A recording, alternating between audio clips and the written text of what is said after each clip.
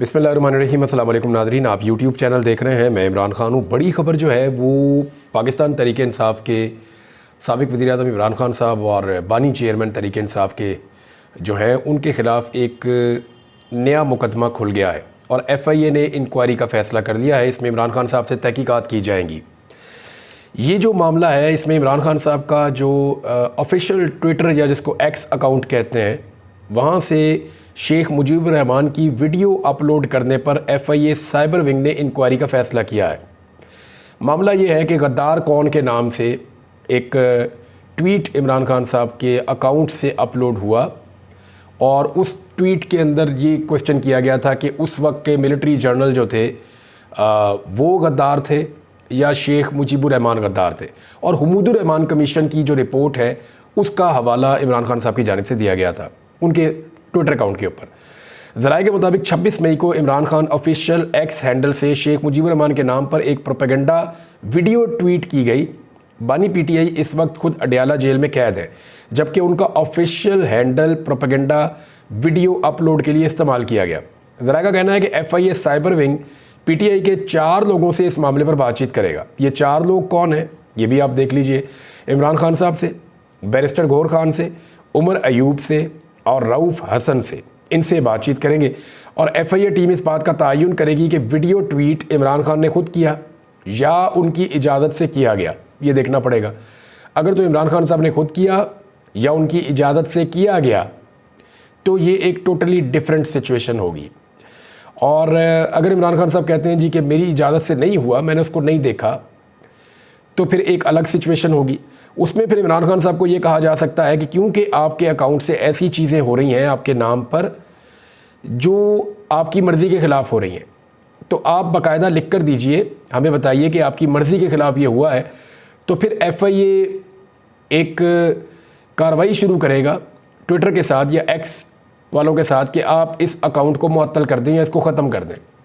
फिर इमरान खान का अकाउंट जो है वो एग्जिस्ट नहीं करेगा और इमरान खान साहब को मजबूर किया जाएगा कि अगर आप इसको डिसोन करते हैं तो एक अलग सिचुएशन है, ओन करते हैं तो मुकदमा है, डिसोन करते हैं तो फिर ये ट्विटर अकाउंट जो है, ये हैंडल जो है जिसके ऊपर जो फॉलोअर्स की तादाद है वो मैं आपको बता देता हूँ। ये लगभग 21 मिलियन फॉलोअर्स हैं जी इसके ऊपर। ये पाकिस्तान में सबसे बड़ा ट्विटर अकाउंट है या X अकाउंट है जो इमरान खान साहब का है। 20.7 मिलियन फॉलोअर्स हैं इमरान खान साहब के, तो ये बहुत बड़ी तादाद है जी। और इतनी बड़ी तादाद में किसी के भी फॉलोअर्स पाकिस्तान में नहीं है ट्विटर के ऊपर। और मुझे पता है कि यहाँ पे फॉलोअर्स कितनी मुश्किल से आते हैं, यानी 4-5 मिलियन 6 मिलियन तक पहुँचने में बहुत टाइम लग जाता है। तो इमरान खान साहब का एक तो अकाउंट बहुत पुराना है, 2010 से वो मार्च 2010 से वो ट्विटर इस्तेमाल कर रहे हैं। तो अब या तो इमरान खान साहब को ये 2 ऑप्शन बज़ाहिर ये बताया जा रहा है, लेकिन हो सकता है इमरान खान साहब इसके अलावा किसी और ऑप्शन की तरफ चले जाएं और उनको तहरीरी दरख्वास्त ना देनी पड़े कि मेरा ट्विटर अकाउंट बंद किया जाए। अच्छा, इसमें हो क्या सकता है, देखें, ट्विटर को ख़त लिखा जाएगा, X को ख़त लिखा जाएगा। मैं ट्विटर बोलता हूँ ज़रा कंफर्टेबल रहता हूँ तो मुझे आप यही बोलने दीजिए। उनको ख़त लिखा जाएगा FIA की तरफ से कि जी ये एक अकाउंट है और ये फेक अकाउंट के तौर पे इस्तेमाल हो रहा है। जो इमरान खान साहब हैं वो जेल में हैं, उनके अकाउंट को इस्तेमाल किया जा रहा है और उन्होंने ये कह दिया कि मेरी मर्ज़ी के ख़िलाफ़ हो रहा है, लिहाजा इसको बंद कर दिया जाए और इमरान खान साहब की तरफ से लिखवाया जाए। ये कोशिश की जाएगी। जो पाकिस्तान तहरीक इंसाफ के लोग हैं उसमें बैरिस्टर गौहर पहले ही डिसोन कर चुके हैं। उन्होंने कहा जी इमरान खान साहब सारी चीज़ों को, कंटेंट को देखते तो नहीं है। हाँ, ये ज़रूर है कि बुनियादी चीज़ें वो बता देते हैं कि ये चीज़ ऐसे होनी चाहिए और ये नुक्ता नज़र है। कुछ लिख के देने के लिए तो उनको इजाज़त है नहीं। इमरान खान साहब के हाथ का लिखा हुआ तो कुछ बाहर आता नहीं है। लिहाजा सिचुएशन ये है कि इमरान खान साहब कुछ बाहर खुद भिजवा नहीं सकते और वो चीज़ों को देख भी नहीं सकते। तो जो चीज़ें रिपोर्ट होती हैं उनमें बदलाव भी हो जाता है और वो बगैर अप्रूवल के भी चली जाती हैं। ये बैरिस्टर गौहर साहब का इससे मिलता जुलता एक मौक़िफ़ उनका है। रऊफ़ हसन साहब ने ये सारा मामला जो है सोशल मीडिया के ऊपर रखा। उन्होंने कहा सोशल मीडिया की हमारी टीम अलग है जिसका मेरे साथ कोई ताल्लुक़ नहीं है। जो पाकिस्तान में हम पॉलिटिकल लोग हैं हमारा उससे ताल्लुक़ नहीं है, वो एक अलग तरीके से काम करती है और वो पाकिस्तान के बाहर से हैंडल हो रहा है इस वक्त इमरान खान साहब का सोशल मीडिया। तो उसमें उन्होंने एक और काम भी किया कि अगर वो पाकिस्तान के बाहर से हैंडल हो रहा है तो फिर उस पर पाकिस्तान के कवानीन कैसे लागू हो सकते हैं। हाँ, लेकिन जिसका वो सोशल मीडिया अकाउंट है वो पाकिस्तान के अंदर जेल काट रहे हैं। अब ये एक अजीब सिचुएशन है, अदालत में जाएगी तो पता चलेगा कि इसका क्या बनता है। लेकिन नॉर्मली इमरान खान साहब के ख़िलाफ़ जो भी केस आता है वो पहले एक पीक पकड़ता ज़रूर है। अगर ये केस आया है तो ये अपनी पीक तक पहुंचेगा। आने वाले दिनों में हम इसमें बहुत सारी सियासत देखेंगे। लेकिन मुझे जो एक अजीब चीज़ लग रही है ना, वो ये लग रही है कि जो इसमें मौजू छेड़ा गया है पाकिस्तान के और पाकिस्तान के इदारों के नुक्ता नज़र से, वो हसास है। इस मौजू पे ज़्यादा डिस्कशन होना शुरू हो जाएगी, बातचीत होना शुरू हो जाएगी कि क्या वाकई जो पाकिस्तान 2 लख्त हुआ उसके लिए कसूर किसका था, जिम्मेदार कौन था। जिन लोगों ने हमीदुर रहमान कमीशन की रिपोर्ट को नहीं पढ़ा हुआ वो भी उसको निकाल कर पढ़ेंगे और ये मामला ज़्यादा लोगों तक पहुँचेगा कि एक्चुअली पाकिस्तान 2 लख्त कैसे हुआ था। ये पाकिस्तान की तारीख़ का एक बड़ा तल्ख तजर्बा है और एक बड़ी तल्ख हकीकत है। एक ऐसा ज़ख़म है जो भर नहीं पा रहा। मशरक़ी पाकिस्तान अलग हो गया, एक नया मुल्क बन गया बांग्लादेश, तो पाकिस्तान के लिए बहुत तकलीफ़ दे। हालांकि वो 1000 किलोमीटर दूर, बहुत बल्कि इससे भी बहुत ज़्यादा दूर वो और तरफ था। बीच में पूरा एक मुल्क है भारत, उस तरफ बांग्लादेश, इस तरफ पाकिस्तान, तो कोई ज़मीनी रास्ता भी नहीं मिलता था, तो सिचुएशन मुख्तलिफ थी। लेकिन अब ये मुकदमा इमरान खान साहब के ऊपर तैयार हो गया है। जब इसके कंटेंट पे बात होगी तो फिर चीज़ें सामने आएंगी। मैं आपके सामने 2 चीज़ें रख देता हूँ। ये 2 अखबारात हैं और ये सन 2002 के अखबारात हैं। इसमें जो पहली खबर मैं आपके सामने रखूँगा ये द गार्डियन की खबर है। बैनुल-अक़वामी जरीदा है द गार्डियन, बहुत मशहूर है, आप सब इसको जानते हैं। उसकी जो हेडलाइन थी और तारीख़ थी 30 जुलाई 2002, 30 जुलाई 2002 की तारीख़ है।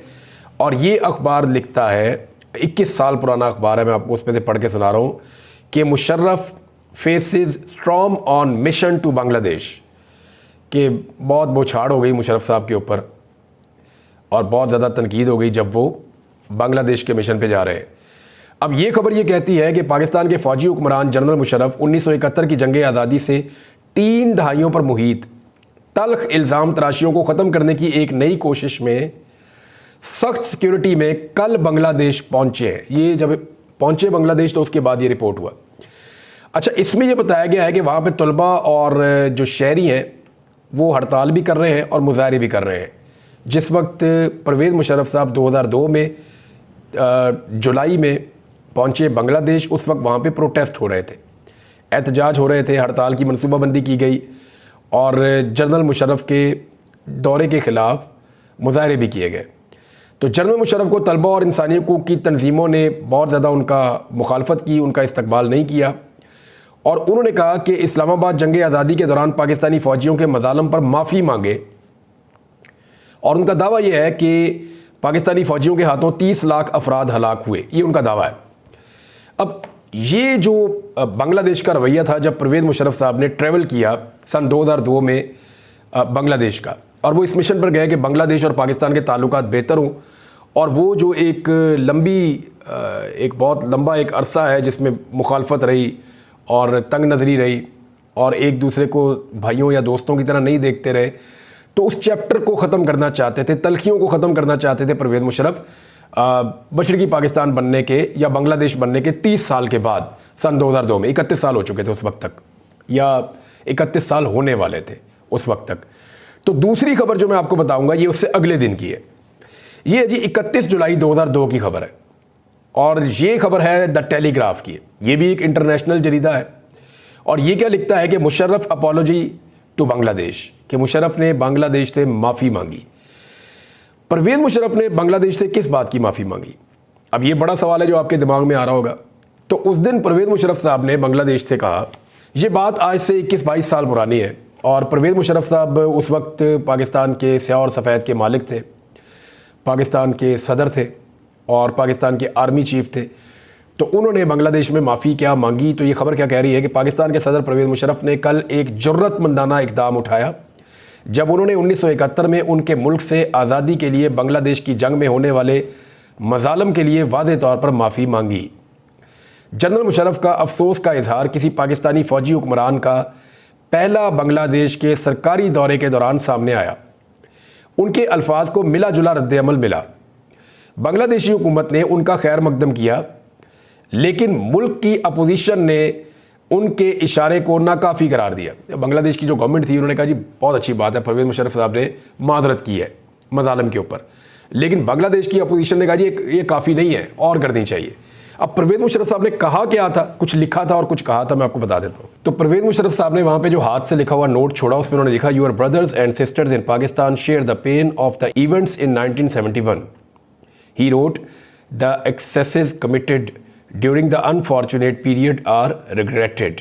Late us bury the past in the spirit of magnanimity. Let not the light of future be dimmed. ये परवेज़ मुशर्रफ साहब ने कहा था, और इसको मैं आपको उर्दू में ट्रांसलेट कर देता हूँ। उन्होंने लिखा, पाकिस्तान में आपके भाई और बहनें 1971 के वाक़यात के दर्द में आपके साथ शरीक हैं।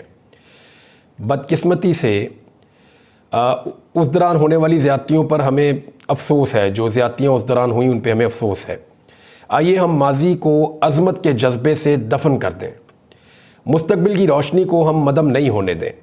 ये उन्होंने अज़म का इजहार किया परवेज़ मुशर्रफ साहब ने। उसके बाद उन्होंने ढाका में एक सरकारी जो ज़ियाफ़त हुई उनकी, उसमें अपने पछतावे को उन्होंने दोहराया।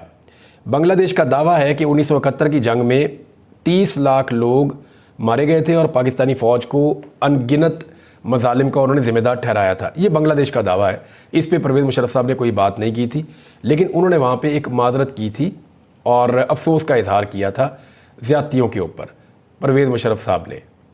हमारा ये मानना भी है पाकिस्तान का कि इसमें इंडिया का एक बहुत बड़ा रोल था।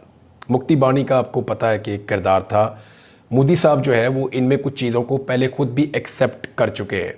ऐसा नहीं है कि आज हालात किसी और तनाजुर में जा रहे हैं तो सब लोग एक ही तरफ को चल पड़े। आपको तस्वीर के सारे रुख देखने होते हैं। आपको देखना होता है कि उस वक्त बांग्लादेश में सिर्फ एक फ़ोर्स काम नहीं कर रही थी। आप सारा का सारा इल्ज़ाम उठाकर पाकिस्तान के ऊपर या पाकिस्तानी जर्नैलों पे नहीं डाल सकते।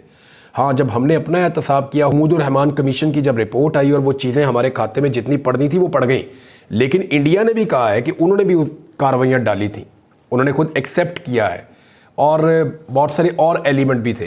वो अनफॉर्चुनेट था, वो बदकिस्मती थी, लेकिन परवेज़ मुशर्रफ साहब ने किस बात की माफ़ी मांगी सन 2002 में, ये भी हमें याद रखना पड़ेगा।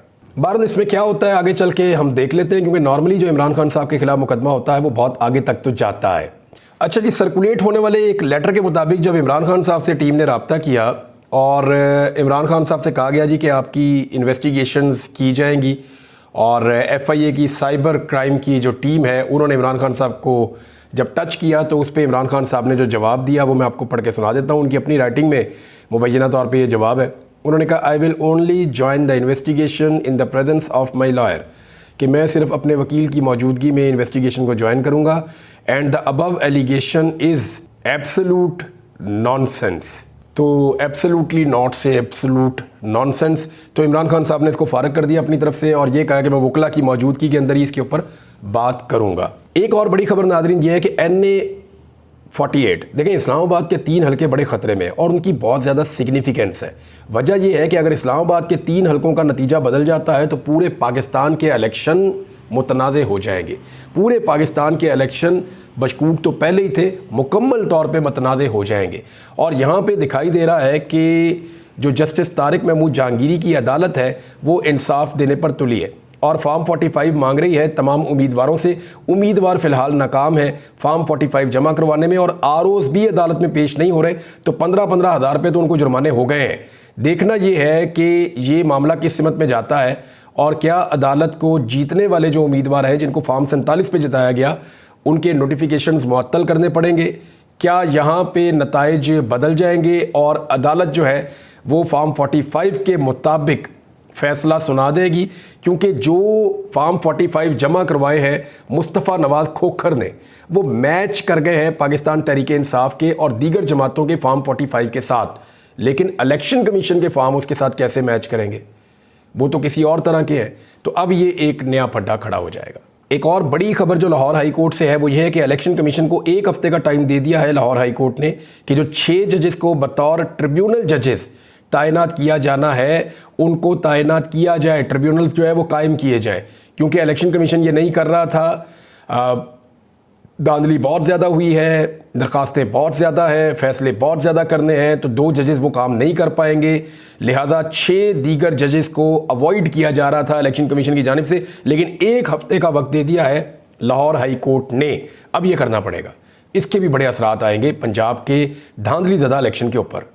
और आखिरी खबर नाज़रीन जो मैं आपको देने जा रहा हूँ, ये खबर आप पहली दफ़ा नहीं सुन रहे, ये आप मियाँ नवाज शरीफ साहब के टाइम से सुन रहे हैं। ये ख़ानदान जब भी कुछ बनाता है अवाम के पैसों से तो अपने नाम के ऊपर बनाता है, उसमें अपना नाम शामिल करता है, हर जगह पे अपनी फ़ोटो लगाता है, अखबारात के अंदर अपनी तशहीर करता है, सरकारी पैसे को पानी की तरह इस्तेमाल करता है हमेशा अपनी तशहीर के लिए। आप देखेंगे इनके बच्चों की तस्वीरें, इनके आने वाली नस्लों की तस्वीरें आपको मिल जाती हैं हर जगह पर। आप ये देखेंगे कि ये ख़ानदान यानी 4 लोग तो पक्के हैं, मस्ट हैं, नवाज शरीफ, शहबाज शरीफ, हमजा शहबाज, मरियम नवाज, इन चारों की फ़ोटो तो हर जगह पे पेस्ट हो जाती है और ज़्यादातर सरकारी पैसों से ये अपनी मुहिम चलाते हैं। अब मैं आपके सामने एक इशू रखता हूँ। जिन्ना अस्पताल लाहौर की 250 बेड पे मुश्तमिल एक नई बिल्डिंग बन रही थी लाहौर में जिन्ना अस्पताल में। अच्छा, ये काम शुरू होता है मार्च 2022 में। पाकिस्तान तहरीक इंसाफ के उस वक्त का जो वज़ीर आला थे उन्होंने और वज़ीर सेहत ने, यास्मीन राशिद साहिबा ने, जिन्ना अस्पताल में 7.5 अरब रुपए के 250 बेड पर मुश्तमिल ट्रॉमा सेंटर का संग बुनियाद रखा था। फिर उसके बाद हमजा शहबाज की हुकूमत आई तो उसने काम रोक दिया। फिर दोबारा पाकिस्तान तहरीक इंसाफ की हुकूमत आई तो दोबारा काम शुरू करवा दिया। फिर मोहसिन नकवी साहब की निगरान हुकूमत आई तो उन्होंने और गौहर एजाज ने ट्रॉमा सेंटर के बजाय जो उसको नाम उसका बदल दिया और बदल के जिन्ना कार्डियोलॉजी इंस्टीट्यूट रख दिया उसका नाम बाद में। और अब जो नई खबर है उसके मुताबिक आज गौहर एजाज जो चेयरमैन जिन्ना अस्पताल बोर्ड के हैं, उन्होंने मरियम नवाज को खुश करने के लिए, यानी पहले इसका नाम जो है वो तब्दील करके ट्रॉमा सेंटर के बजाय कायदे-ए-आज़म मोहम्मद अली जिन्ना के नाम के ऊपर जिन्ना कार्डियोलॉजी इंस्टीट्यूट रखा गया और अब उसका नाम बदल के मरियम नवाज को खुश करने के लिए Maryam Nawaz institute of cardiovascular disease रख दिया गया है। तो जो सबसे बड़ी डिजीज़ है ना, डिजीज़ कहते हैं बीमारी को, सबसे बड़ी बीमारी जो है ना वो यहाँ है दिमाग में, नरगसियत के हर पास से मैं ही नज़र आऊँ। मेरा ही टिकटॉक चलना चाहिए, मेरा ही ट्विटर चलना चाहिए, बाकी सबके ट्विटर बंद कर दो, बाकी सबके टिकटॉक फारग कर दो, सारा पाकिस्तान जेल में भर दो, हर जगह पे हर दीवार पे मेरी फ़ोटो नज़र आनी चाहिए। ये नरगसियत है, हिटलर वाली सोच। अब तक के लिए इतना ही, अपना ख्याल रखिएगा, अपने इस चैनल का भी। अल्लाह हाफ़िज़।